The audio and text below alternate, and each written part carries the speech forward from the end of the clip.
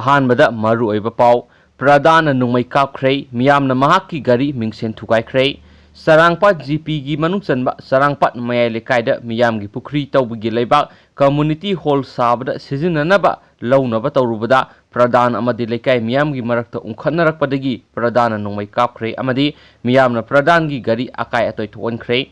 thogdo asigi matangda Thawbal police na case ma lokhatpaga loinana pradhan gi nongmai license amadi nongmai kapada sizinaba mahaki fizol sing sistoksinkhre ngasi ayuk thoki ba thawdo adugi matangda laikai miyamna wakat mifam phamkhre wakat mifam aduda saruk yakhiba sarangpat development organization gi member S Vidya Kumar na hai sarangpat mayai laikai isi ngasi phawba toti ising thakpa phangdriba yamna sothana leiriba mafam amani amadi mafam asida leiriba miyam gi pukri asi semjingani haina pradhan leirakhibani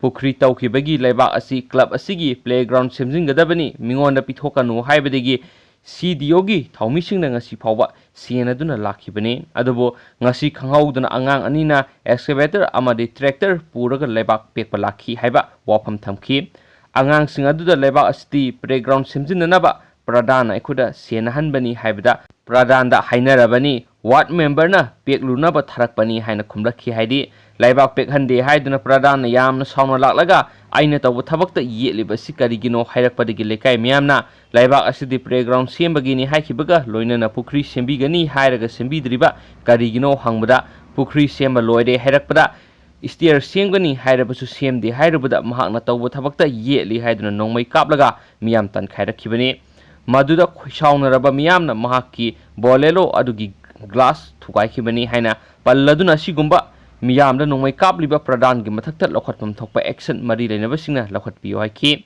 laikai maira paibi amanasu miyam gi mayokta thabak tawba pradhan gi mathakta lokhatpam thokpa thabak lokhatpinaba mari leinabasingna taksilakhi haina su pokshi isi kuthangna makhatana phongdorakle atopa maru oiba paw manamu naga amasum India government gi ani gi marakta leminarabi issue gi matangna miyam share tawjarake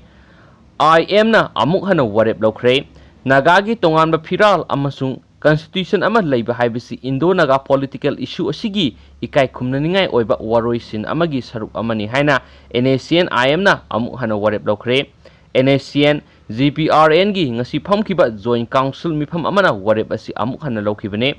India government na amu hana formal oina wari sanaba haunaba haukiba numit kharani gi mamangna NACN IM gi chairman na lusingba mihut kangbu ama Delhi gi damak Dimapur thadokraba matung amuk hana warep adu ngasi lokhibane NACN IM na ngasi thadorakba sirol amada hai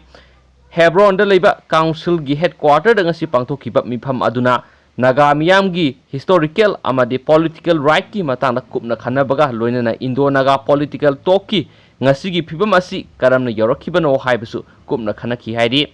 ngasi gi mifam aduna India government amasum NACN ani gi marakta purakadoriba final agreement adu historic oiraba framework agreement yufam oigadabani hainasu warep lauki haina pauksi isina makhatana phongdorakli atopa paw manamu mama masa mangkhre mayamna mating pangbiu khurukul makhalik mayai lekai da leiba ngangbam tomba singagi loinabi ngangbam ongbi premi devi sai kuntraga mari amadi maki masana pingangbam Rajeshwari Devi sai taraga mathoiga loinana tang taraga manga thamapan inglisingani ga kun leba poko numitki ayuk pung nipan aduwaida usub ama yaurugani hairam laga thokibadagi hanjilaktre mak phut manga rom wangi kulai kusuni masana pina phut ahum makhaimu wangi kanaguma singna thengnabirabadi manak nakpa police station natragana maki mapuroibada paupibiyo sahi ngangbam tomba singa khurukul makha mayai lekai Check my AC maki phone number na 8416037513 amuhana 8416037513 da paw pibiro haina su pawsi si khuthangda makhatana phongdorakli atopa khangjinbada yamna kanaba paw khutang mayamda share tawjage criminal record leiba mi amabu candidate ohelabadi party aduna candidate ohenbagi sabsaba maram pawsi da phongangadawri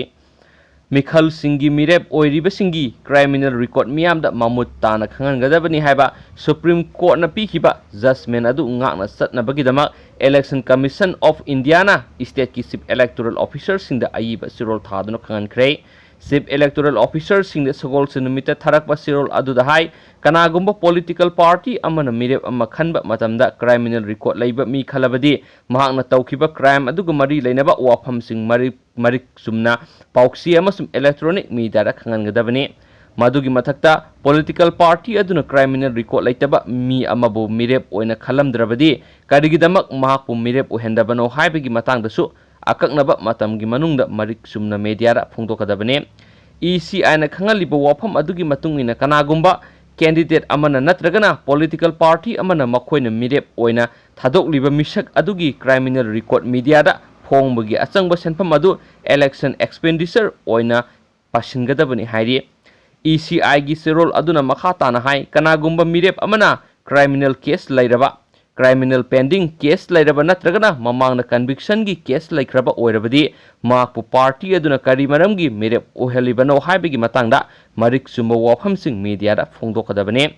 party aduna criminal record laitaba mi mirep oina khandabagi maram asi party asigi website natragana pauksi da pung nifunipan gi manungda phonggadabane madugi mathakta nomination file tawdringai sayol anidagi tadana lairingai gi matamda wafam adu phongdokadabane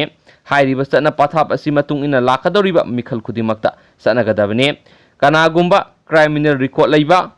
miyoi ama uncontested oina mai pakhrabasu Supreme Court piriba paukta asigi matung ina miyoi adugi criminal record adu miyamda mayek singna khangangadabane